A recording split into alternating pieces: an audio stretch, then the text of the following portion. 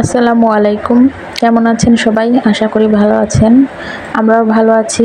নতুন একটা ভিডিও নিয়ে হাজির হলাম। তো আজকে দেখাবো আমাদের এলাচ গাছের চারা। এটা এখন ঠিক চারা নেই। এটা সর্বপ্রথম একটা দুইটা গাছ এনে লাগানো হয়েছিল। একটা দুটো করে বাড়তে বাড়তে এখন একটা ঝাড় হয়ে গেছে। এক একটা গাছে এক একটা ঝাড় তৈরি হয়েছে। এগুলো আনা হয়েছিল যশোর দর্শনা থেকে। এক একটা গাছের চারা 250 টাকা করে আনা হয়েছিল। আমরা 2টা চারা এনেছিলাম। 2টা চারা থেকে আজকে আমাদের এতগুলো গাছ।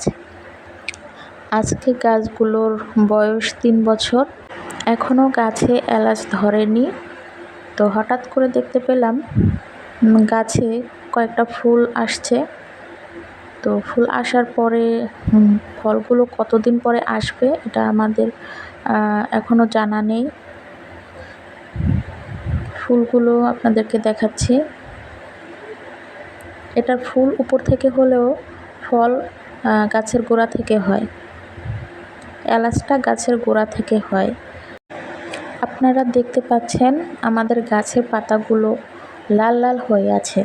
অনেকেই জানেন না। যারা জানেন না তাদের উদ্দেশ্যে বলছি, গাছের পাতায় বা গাছে যদি অনেক বেশি রোদ এবং তাপ পড়ে সেক্ষেত্রে গাছের পাতাগুলো লাল লাল হয়ে যায়।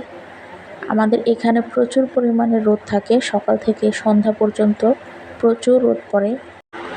তাই এখানের মাটিগুলো খুব কম ভেজা থাকে।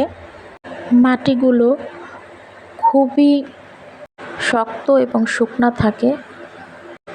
যতটুকু পানি প্রয়োজন ততটুকু পানি পাচ্ছে না, এজন্য গাছগুলো লাল হয়ে যাচ্ছে।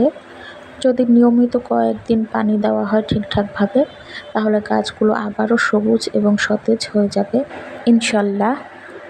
যদি ফল আসে সেটারও আপডেট দেওয়া হবে। তো আজকের ভিডিওটা এখানে শেষ করছি। ভালো থাকেন সবাই। আল্লাহ হাফেজ।